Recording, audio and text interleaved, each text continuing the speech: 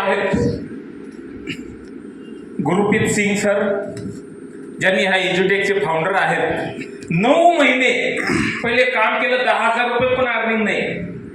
Patience काय असतात त्यांनी मला शिकवलं.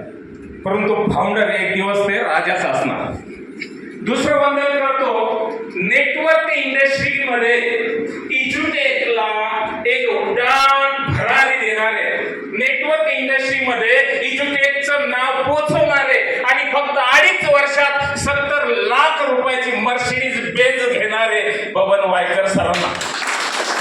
आणि तिसरं बंधन करतो की एज्युटेकमध्ये प्रत्येक रँक स्पीडने अचीव केलेले, प्रत्येक रँक रेकॉर्ड ब्रेक टायमिंग मध्ये अचीव केलेले. मग ते star adviser, regional adviser, zonal director, national director पर्यंत स्पीडने एक रेकॉर्ड ब्रेक करणारे विनायक शिरोळे सरांना तो म्हणतो.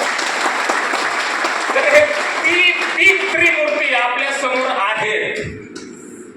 तर आपण काय केलं पाहिजे? लढलं पाहिजे की नाही लढलं पाहिजे? बस लढायला सुरुवात केली. सुरुवातीला मी पण भरपूर साऱ्या लीडरला शोधलं, पण काही लीडर सुरुवातीला एज्युकेशन म्हणले की घाबरायला लागले. म्हणतात आमचंच एज्युकेशन नाही, तुम्ही एज्युकेशनचा प्लॅन सांगा. आणि मग सुरुवातीला स्टुडंट पॅरेंट म्हणजे 5 प्रश्न मला माहीतच झाले होते. सोसायटीमध्ये कुठलाही पालक भेटला ना, जरा तरुण असेल तर शंका यायची, लग्न झाले का, पोरं आहेत का, कितीला ट्युशन फीज वगैरे किती भरताय आणि तुमच्या मुलाचा परफॉर्मन्स काय. मग तुम्ही जे खर्च करताय, जे पैसा भरताय, जे एफोर्ट घेताय, एवढे एफोर्ट घ्यायची गरज नाही. तुमचा मुला इझी परफॉर्मन्स करू शकतो. माझ्याकडे फिजिकल लर्निंग प्लॅटफॉर्म आहे एज्युटेक, जो भारतामधील नंबर 1 इजटेक प्लॅटफॉर्म आहे. आणि असं करत प्लॅटफॉर्म बनला आणि आज तुमच्या समोर एक नॅशनल डायरेक्टर म्हणून उभा आहे. एक नॉर्मल एका व्यक्तीपासून, पण मी नेहमी सांगतो, कारण प्रत्येक व्यक्ती काम करत असताना चॅलेंजेस खूप येतात. कारण 3 प्रकारचे लोक असतात, हा म्हणणारे, नाही म्हणणारे आणि बघू म्हणणारे. हा म्हणणारे 1000 रुपये कमवून देतात, नाही म्हणणारे तुमच्यामध्ये बदल घडवतात. कारण नाही का म्हणतात, ते म्हणतात तुम्ही सुधरा आधी प्रेझेंटेशन द्यायला, तुम्ही सुधरा, तुमचा ड्रेस कोड सुधरा, तुमचं नॉलेज, तुमचं कम्युनिकेशन स्किल तुम्ही सुधरा. हे वाक्य कोण बोलतात? म्हणून नाही म्हणणाऱ्यांना खूप धन्यवाद देतो मी, मला खूप सुधरवलं त्यांनी. आणि बघू म्हणणारे 8 दिवसांनी बघू, 15 दिवसांनी बघू, 1 महिन्यानी बघू. आहेत का तुमच्याकडे असे बघू म्हणणारे? भरपूर आहे. ते काय बघतात माहितीये? तर मनातली मनात म्हणतात, आहे तुमचं काय होतंय बघू.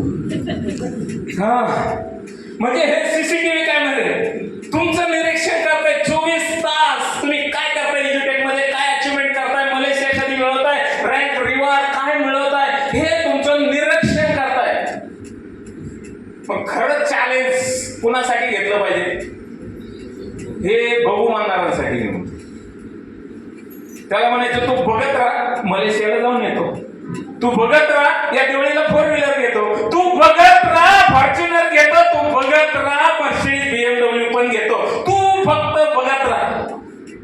आणि लिहून देतो मित्रांनो, हे 2-3 वेळा बघतील तुमची अचिव्हमेंट आणि परत तुमच्याकडे चालत येतील आणि म्हणतील सर आम्हाला एज्युकेट करायचंय. आणि तो करायचं वेळ. आता माझं एक आयडी टॅपिंग आहे, आता दुसऱ्या आयडीला लावतो वेलकम. आता 2 आयडी टॅपिंग झाले, 3ऱ्या आयडीला लावतो.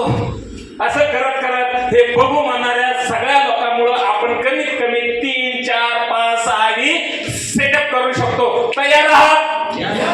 फक्त मला एक गोष्ट तुम्हाला बोलूशी वाटतंय की जर लगान पिक्चर मध्ये क्रिकेट माहीत नसताना चॅलेंज घेऊन आमिर खान क्रिकेटचं चॅलेंज घेऊ शकतो, तर आपले आयुष्य खानदान बदलण्यासाठी प्लॅन प्रेझेंटेशन द्यायचे आणि रोज नवीन 2 गेस्टला अप्रोच करायचे. एवढं चॅलेंज आपण घेऊ शकतो का नाही सर? किती सोपं आहे. आणि आणि इज्युटेक मध्ये हे जर 180 लोक रोज 4 गेस्ट लिस्ट नावं काढतायत, 2 लोकांना अप्रोच करताय आणि 2 लोकांना प्लॅन देत आहे. नेटवर्क इंडस्ट्रीमध्ये इज्युटेकचं स्पीड काय असेल? एवढेच लोक, बाकीचे राहू द्या, एवढेच.